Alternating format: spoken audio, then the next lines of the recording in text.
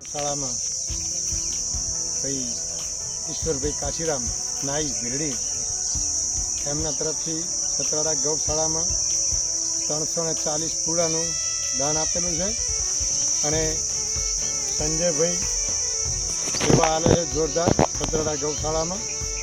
અને અમે આ બીજી વખત ગૌશાળામાં આ પૂળા ભરાયા છે અને અમારા સંજયભાઈ દર વખતે સંજયભાઈ જ આવે છે અમારા ત્યાં અને જાતે જ ભરી અને મજૂરી કરીને લઈ જાય છે અહીંયાથી અને ખૂબ સેવા આલે છે.